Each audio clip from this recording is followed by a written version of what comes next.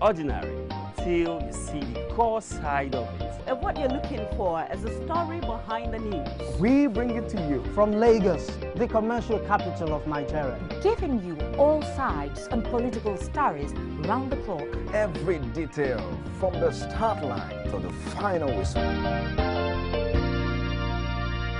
CoreTV News, expanding your view.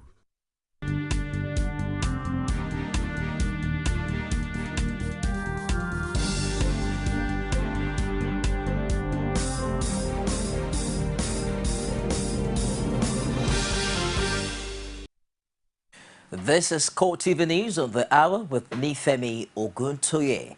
The Lagos State Police Command has assured residents of its readiness to maintain peace and security during the coming general elections of the country, saying it's prepared now to work with other security agencies in the state to forestall any attempts to cause confusion or disquiet during the period.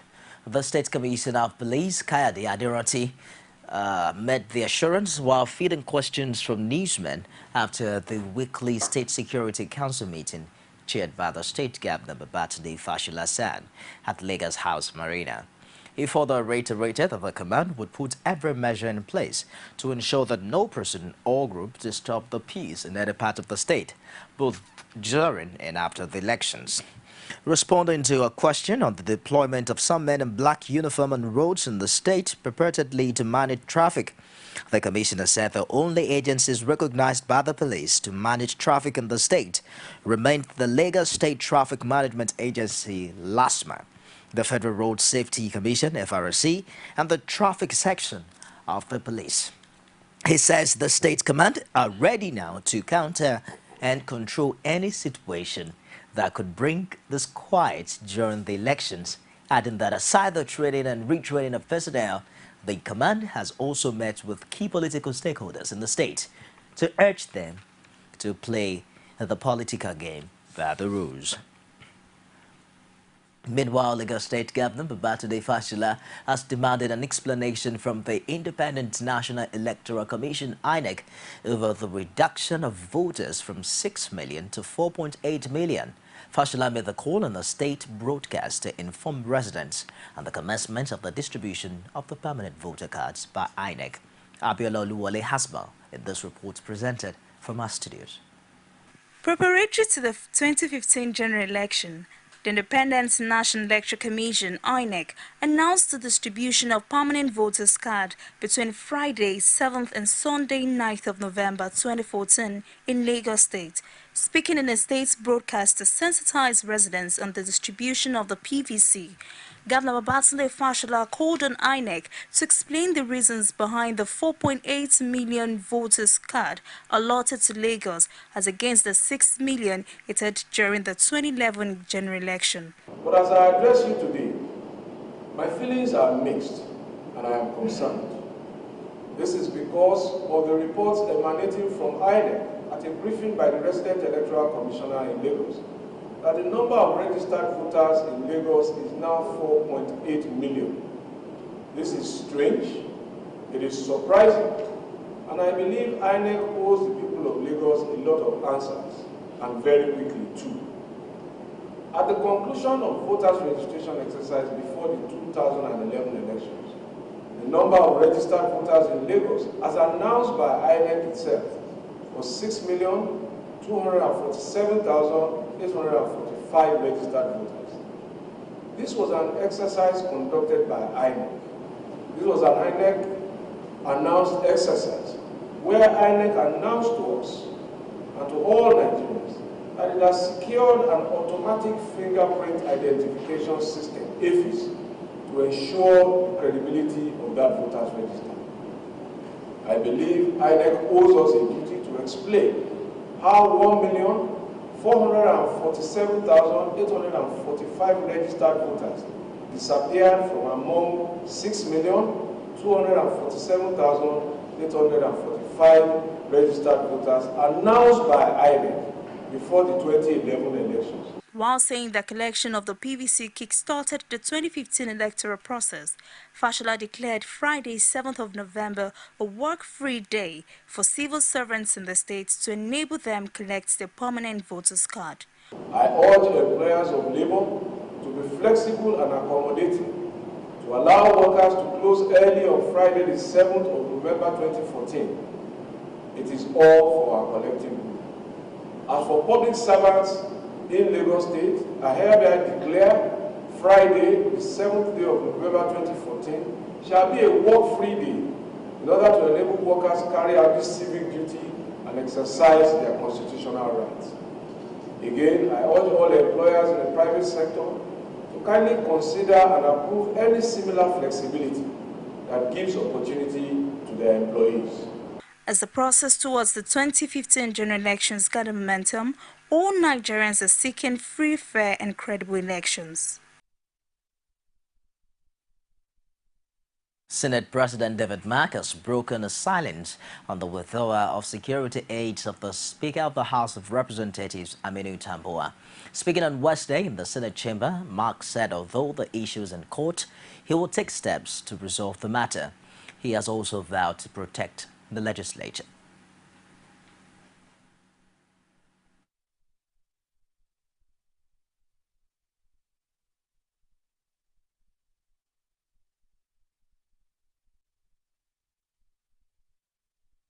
As the chairman of the National Assembly, I cannot fold my arms or pretend that all is well or close my eyes to the current crisis. I am therefore doing all that I can to resolve the current impasse. Furthermore, the matter is already in a court of law. We cannot therefore discuss the issues here. I want to assure all of you that I will do the needful to protect and defend the legislature at all costs. Meanwhile, for the second day running, the Nigerian Senate on Wednesday adjourned its sitting without considering any of the bill or report listed for deliberation.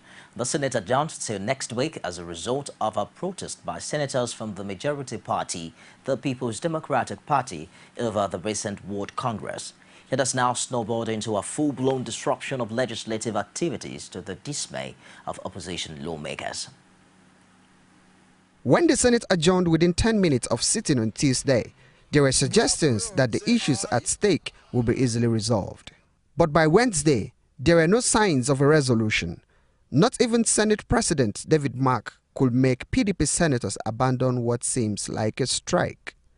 So, for the second day running, the Senate adjourned abruptly for the senators to hold a caucus meeting.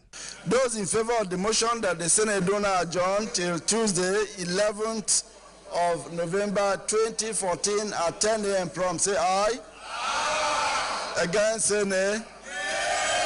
The ayes have it.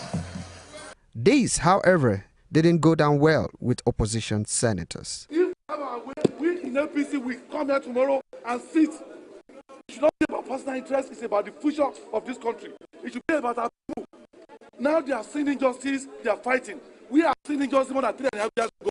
Incidentally, APC senators did not protest when the Senate leader moved for adjournment. This, one of them later explained, is in the interest of the opposition, which is also nursing grudges against President Jonathan. After about 45 minutes, PDP senators came out of the caucus meeting, but were not willing to disclose details of their interaction. There are, however, indications that the senators have decided to send emissaries to the party leadership to wade in before they consider their next line of action.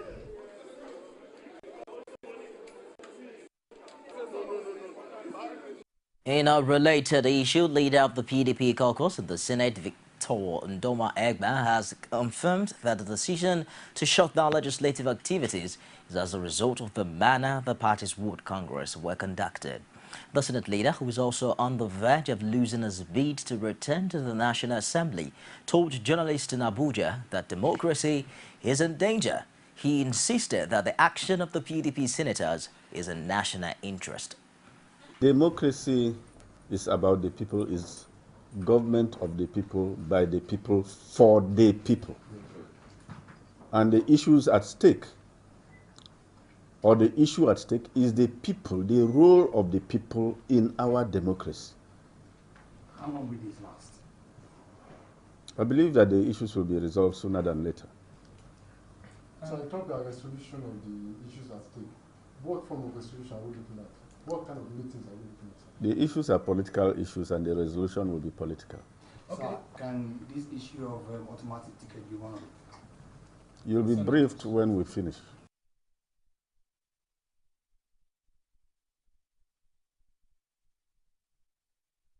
Now, 16 governorship aspirants of the People's Democratic Party in Rivers State are demanding the disqualification of the immediate past Minister of State for Education, Nyesom Wike, from the governorship race. The aspirants claim at a news conference in Abuja that the former minister not only compromised but corrupted the processes leading to the PDP World Congress in Rivers. 16 out of 22 governorship aspirants under the Rivers State PDP have registered their displeasures over what they describe as noticeable illegalities in the process. They converged on Abuja for a meeting which lasted several hours, and at the end, the aspirants unanimously agreed that a fresh World Congress has to be conducted. They argued that some few individuals are keen on holding the party to ransom for their own interest. The membership of the World Congress Electoral Committee is populated with known cronies of one of the aspirants, Barrister Nyesom Wike. Therefore, the committee cannot midwife a credible world delegate. We are shocked that the National Working Committee could set up a World Congress Electoral Committee for Rivers State that is composed solely of persons who worked under Barrister Nyesom Wike and received his patronage at the Federal Ministry of Education. It is obvious that Barrister Nyesom Wike constituted this panel in his own interest, for his own interest, and not for the people. To further clarify their stand, they maintained that as aspirants, none of them met with members of the Electoral Committee before, during, and after the Congress. The Rivers State World Congress Electoral Committee did not have proper membership register to conduct World Congresses because Rivers State PDP has not up to date conducted an open membership re-registration after the Chief GUAK led executive took away previous membership registers, and after the party suffered large deflections of party membership, including the incumbent governor. Some of the aspirants also reaffirmed their position on the matter. We stand against people manipulating the process, because if we have a level playing field, you don't need to worry who is going to win this race. The point I want to make is that PDP, in its listening, always maintains a 360 degrees radius. So they are listening to us, and PDP as a party will do the right thing. This president shall be re-elected, and PDP shall win Rivers State. The aspirants and their supporters say they will remain in the PDP no matter what happens, but they are also sure that the matter will be resolved by the party leadership. They also say they have no plans to take the matter to court. Pius Samuel, CoreTV News, Abuja. The former Minister of State for Education, Nyesom Wike, has described the 16 aggrieved aspirants as moles of the All Progressives Congress. He insisted that they were bent on destabilizing the party after withdrawing from the November 1 World Congress. The minister said in a statement issued by his media aide Sam Nwakaudu that the aspirants are puppets of Governor Rotimi Amaechi who are desperate to promote the opposition's agenda in the state. Wike argued that the World Congresses were successful in all the 319 wards of the state and were duly monitored by INEC. Now we're from there to Ogun State, where a former governor of Ogun State, Olusegun Oshoba, and the deputy governor, Segun Adesegun, have all now defected from the All Progressives Congress to the Social Democratic Party. Among the current defectors from the APC to the SDP train are 3 APC senators from the state and 6 members of the House of Representatives. The senators are Ade Benga Kaka, Benga Obadara, and Akin Odusi, who represent Ogun East, Ogun Central, and Ogun West, respectively. The members of the House of Representatives are Kunle Adeyemi, Babatunde Olabode, Olumide Oshoba, Abiodun Abudu, Odeleye Kende, and Bukunla Buraimo. Now, news of the defection coincided with the resignation of Governor Ibukunle Amosu's Senior Special Assistant on Environment, Abayomi Odunwo Adesegun, had on October 24 sent a sticker to Amosu, published on October 29 by the Punch newspapers, accusing him of starving his office of funds and allocating old vehicles to him. Kaka and Obadara have, however, confirmed the defection of the politicians and also disclosed that Oshoba and the National Assembly members loyal to him had started consultations and sensitization visits to the local government areas in the state. When contacted, the State Commissioner for Information and Strategy, Yusuf Olani Yonu, says the defection is purely a party affair, but the national leadership of the APC expressed shock over the defection, saying the party would re-strategize to cushion the effect of the defection of the politicians. The National Publicity Secretary of the APC, Lai Mohammed, says the party was inching towards reconciling the factions in its Ogun State chapter. You're watching CoreTV News live from Lagos. We'll take a break now, and we'll be back with more stories after this timeout. Don't go away.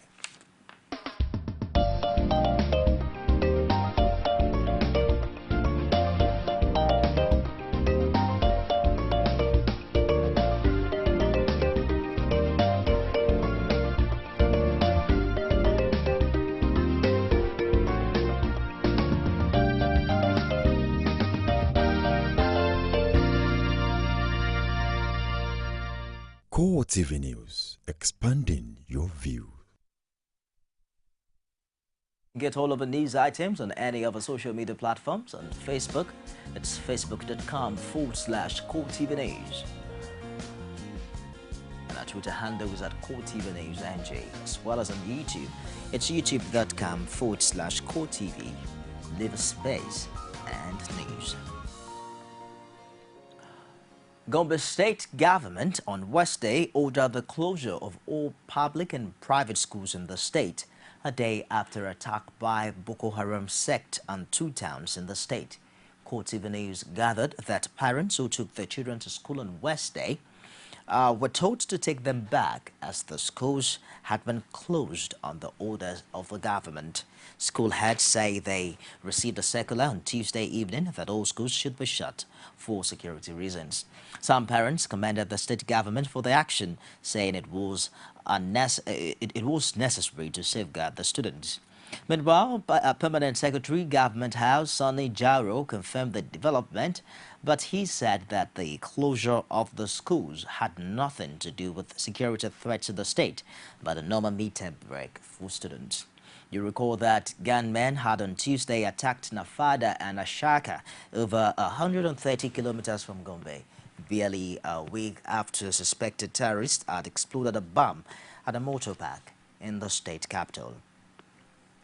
Now, the raging insurgency and terrorism in northeastern Nigeria have now given rise to a large number of displaced persons seeking refuge in camps and homes of relations and friends. Correspondent Martins Dixon takes a look at the situation of these displaced persons taking refuge at a camp in Yobe State. In Yobe, capital of Adamawa State, rather. Most of the people here consider themselves lucky, having escaped the bullets and terrorizing blades of the dreaded Boko Haram sect. Mostly affected are women and children. Some do not know the whereabouts of their family, friends, and relations. They have very gory experiences. They came, they start firing people, killing people, slaughtering people, breaking shops of people, even small boy, even a houseman, if they see him, they will tie your hand, close range, they will shoot you. Or else, they will slaughter you like a goat. State government should go and lay our complaint to federal government so that they will go and push that insurgent out of our town so that we will go. You see, it's not only giving us food that matters, but we want to go back to our various destinations. No, go me come. You don't leave us now. You don't leave us. No good like that. Because of people, show hala. Because since me do good people they run. Har baza munchka lokan government. So people they suffer. Kuma alhali ba inda suka je iyakansu daga Kala'a zuwa Hong suna ta yawo da mota. Mota mobile ya kai kusa 40 na sojojin mota ya kai kusa 70 suna zube.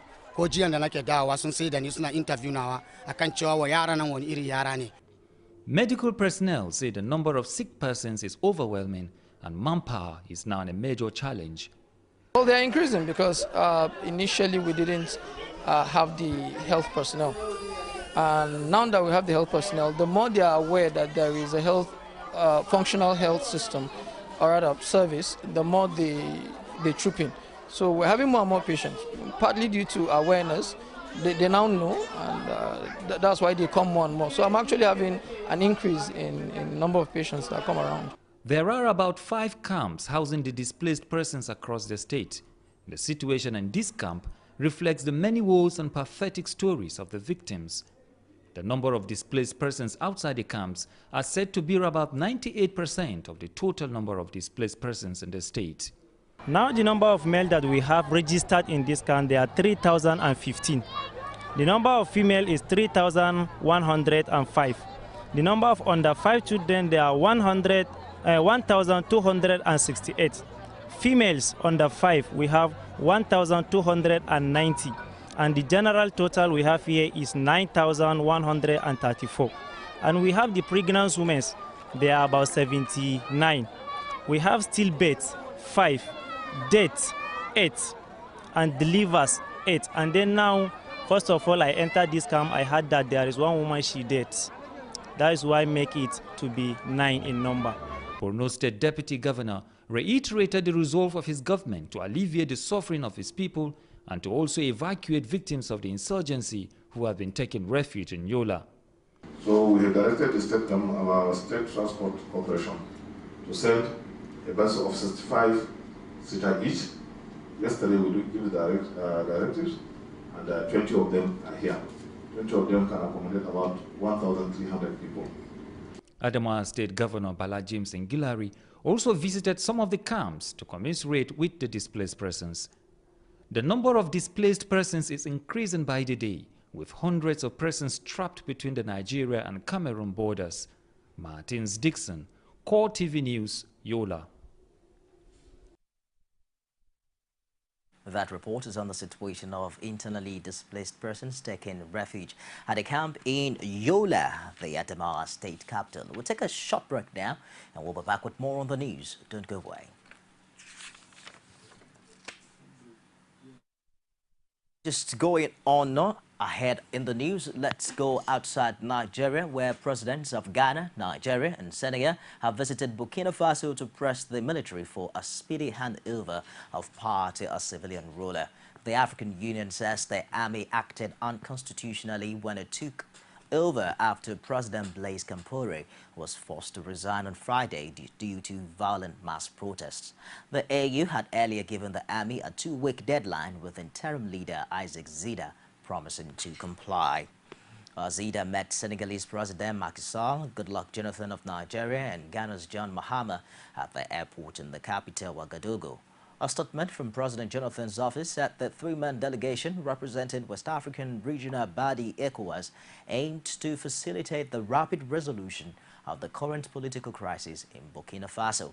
They will hold a series of meetings to press for the quick handover following a threat by the AU to impose sanctions if the military failed to act within 2 weeks. Now, after meetings with opposition leaders and activists on Tuesday, Zida was quoted as saying that he would comply with the demand. And that wraps it this hour on CoreTV News. Do join us again at the top of the hour for more stories. I am Nifemi Oguntoye. Thanks for being there.